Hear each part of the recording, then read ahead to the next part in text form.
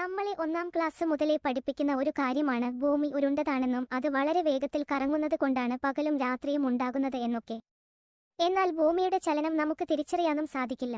അതിന് കാരണമായി അവർ പറയുന്നത് ഭൂമിയുടെ ചലനം ഒരു സ്ഥിരചലനമാണെന്നാണ്. എന്നാൽ ഭൂമിയുടെ ചലനം 3 തരത്തിലുണ്ടെന്നും അത് കുറയുകയും കൂടുകയും ചെയ്യുന്നതായി പലയിടത്തും ഇവർ തന്നെ പറയുന്നുമുണ്ട്. ചുരുക്കി പറഞ്ഞാൽ സയന്റിസം എന്ന ഒരു വിശ്വാസം നിർബന്ധിച്ചു പഠിപ്പിച്ചു. നിരീശ്വരവാദികളെ സൃഷ്ടിക്കുവാനാണ് സ്കൂളുകൾ എന്ന് തന്നെ പറയേണ്ടിയിരിക്കുന്നു. നിരീശ്വരവാദികൾ ജന്മമെടുക്കുന്നത് കൂടുതലും 10-ാം ക്ലാസ്സിലാണ്. കുരങ്ങൻ പരിണമിച്ചു മനുഷ്യനുണ്ടായി എന്ന് നമ്മളെ അവർ പഠിപ്പിക്കുന്നു. ചിലയിടത്ത് പറയുന്നത് കുരങ്ങനും മനുഷ്യനും ഉണ്ടായത് മറ്റൊരു ജീവി പരിണമിച്ചാണെന്ന്. എന്താണെങ്കിലും ബൈബിലെ സൃഷ്ടി തെറ്റാണെന്ന് അവർ വാദിക്കുന്നു. ചിലരാവട്ടെ സയൻസ് പഠിപ്പിക്കുന്ന ചില കാര്യങ്ങൾ ശരിയെന്നും മറ്റു ചിലത് തെറ്റ് എന്നും കരുതുന്നവരാണ്. അക്കൂട്ടർ ബൈബിളിൽ പറഞ്ഞിരിക്കുന്ന യഥാർത്ഥ ഭൂമിയുടെ ആകൃതി മനഃപൂർവ്വം മറന്നു കളയുന്നു. ഭൂമി ഉരുണ്ടതാണെന്ന് പഠിപ്പിക്കുന്ന സയൻസിന് പിന്നിലെ കറുത്ത കരങ്ങൾ പലതും മറച്ചു വെക്കുന്നുണ്ട്.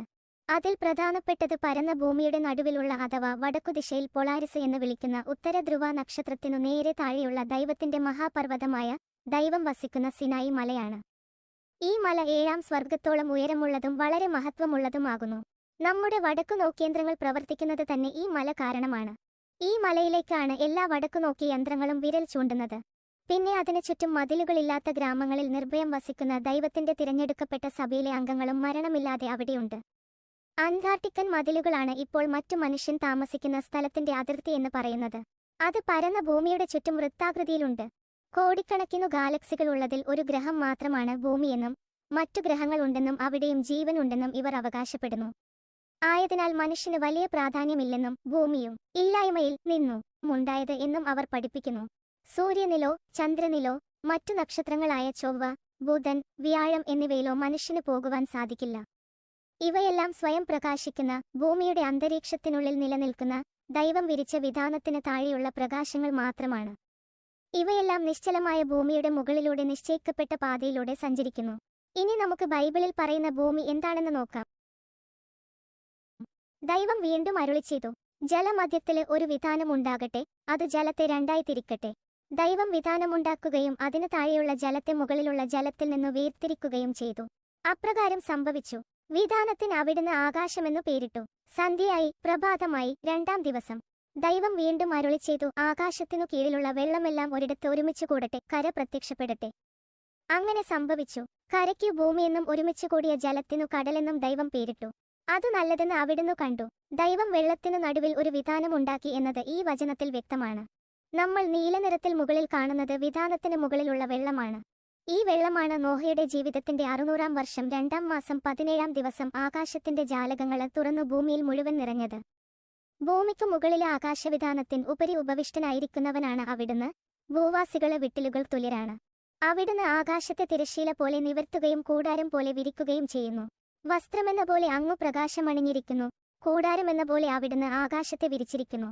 അങ്ങയുടെ മന്ദിരത്തിന്റെ തുലാങ്ങള് ജലത്തിന്മേല് സ്ഥാപിച്ചിരിക്കുന്നു. അവിടുന്ന് ഭൂമിയെ അതിന്റെ അടിസ്ഥാനത്തിന്മേലുറപ്പിച്ചു. അതൊരിക്കലും ഇളകുകയില്ല.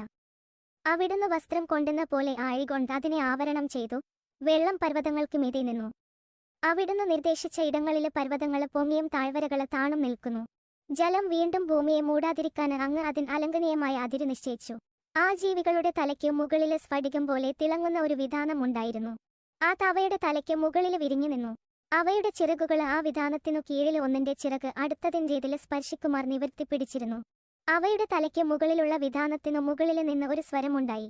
അവയുടെ തലയ്ക്ക് മുകളിലുള്ള വിധാനത്തിനു മീതെ ഇന്ദ്രനീലക്കല്ലു പോലെയുള്ള ഒരു സിംഹാസനത്തിന്റെ രൂപമുണ്ടായിരുന്നു. മനുഷ്യന്റേതുപോലെയുള്ള ഒരു രൂപം അതിലെ ഇരിപ്പുണ്ടായിരുന്നു. ആകാശത്തിനു മേലുള്ള ജലസഞ്ചയമേ, അവിടുത്തെ സ്തുതിക്കുവിന്. ഞാന് ഭൂമിക്ക് അടിസ്ഥാനമിട്ടപ്പോൾ നീ എവിടെയായിരുന്നു? നിനക്കറിയാമെങ്കില് പറയുക. അതിന്റെ അടിസ്ഥാനങ്ങൾ ഏതിനു മേൽ ഉറപ്പിക്കപ്പെട്ടു? അതിന് മൂലക്കല്ലിട്ടതും ആര്? ഭൂമിയുടെ വിശാലത നീ ഗ്രഹിച്ചിട്ടുണ്ടോ? ഇവയെല്ലാം നിനക്കറിയാമെങ്കില് പറയുക.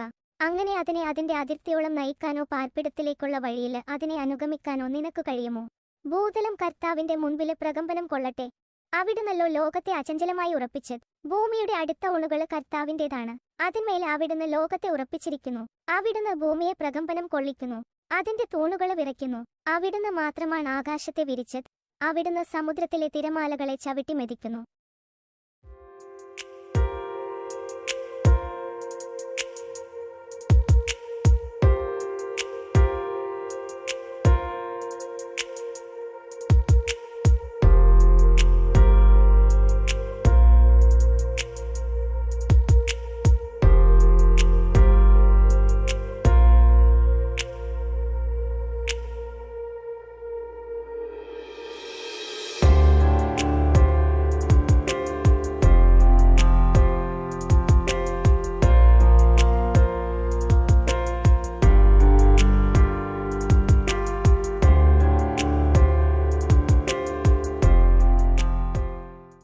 that is it.